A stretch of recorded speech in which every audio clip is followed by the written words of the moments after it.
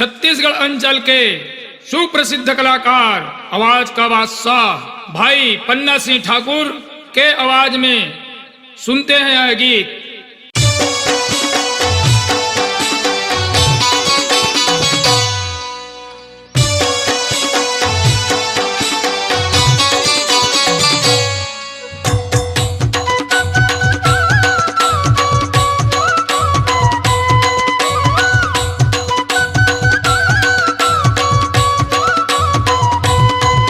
मोर भैया के सारी वो समधिन परम कुमारी वो, मोर भैया के सारी वो समधिन परम कुमारी वो।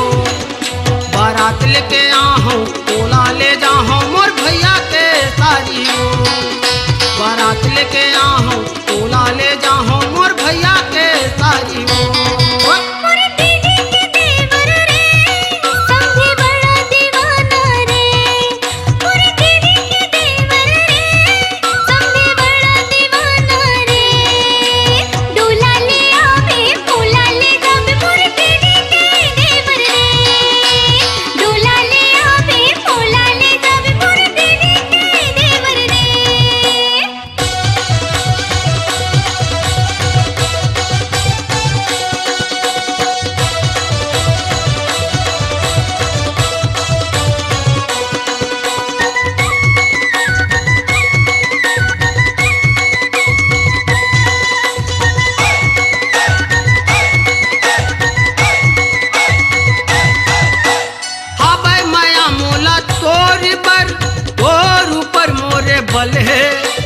कोनो लगता है हाँ पूछ ले बेटूरी पीपर तरी मोरे घर है।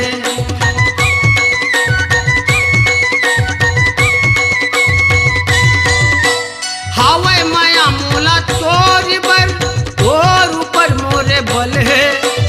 कोनो लगता है हाँ पूछ ले बेटूरी पीपर तरी मोरे घर है। कोनो लगता है हाँ पूछ ले बेटूरी पीपर तरी मोरे घर है।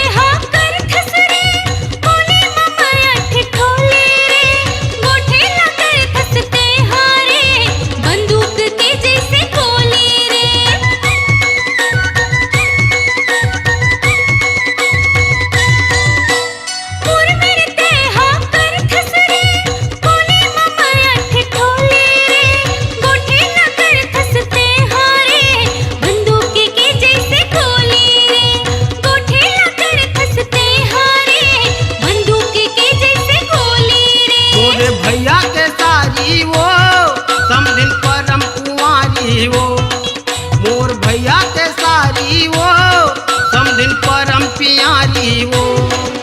बारात लेके आहूँ तोला ले जाऊँ मोर भैया के सारी वो, बारात लेके आहूँ तोला ले जाऊँ मोर भैया के सारी वो।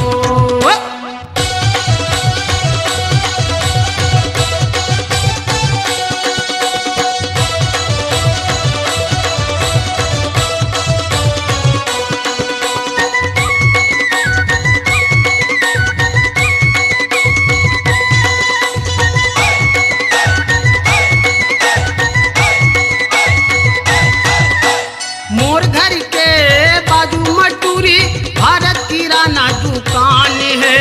जंगलपुर माँ रैथा गोरी पन्ना सिंह मोर नाव है।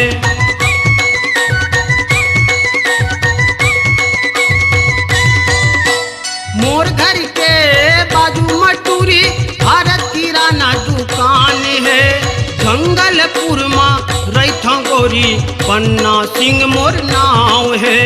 जंगलपुर माँ रैथो गोरी पन्ना सिंह मोर नाव है।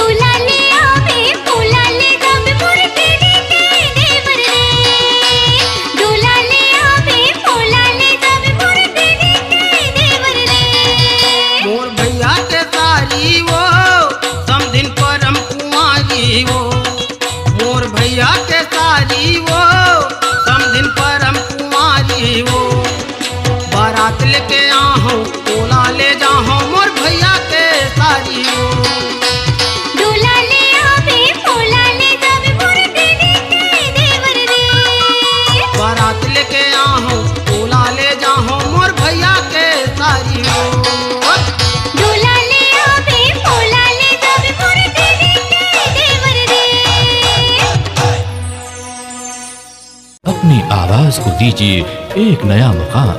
डिजिटल रिकॉर्डिंग की दुनिया का जाना पहचाना नाम स्वरांजलि, जहां गूंजती हैं ध्वनियां अपनी माटी की सौंधी सुगंध के साथ। छत्तीसगढ़ी संगीत के विविध रंग जो पहुंचाते हैं पूरे प्रदेश में डिजिटल रिकॉर्डिंग के संग। स्वरांजलि स्टूडियो नेमीचंद गली नंबर 2 गंजपारा रायपुर। छत्तीसगढ़ी सांस्कृतिक लोक कला मंच मोर सपना के फूल ग्राम जंगलपुर नवागढ़ की प्रस्तुति। गायक कलाकार भाई पन्ना सिंह ठाकुर, गीतकार पेंटर भुवन सिंह ठाकुर जी, मंच संचालन ठाकुर दिलेश्वर सिंह आचार्य जी। कार्यक्रम हेतु संपर्क श्रीमान होली सिंह जी ठाकुर, ग्राम Jangalpur, Pappu film, Bilaspur. Mobile number 97 13 31 68 19, 97 70 66 73 19। धन्यवाद।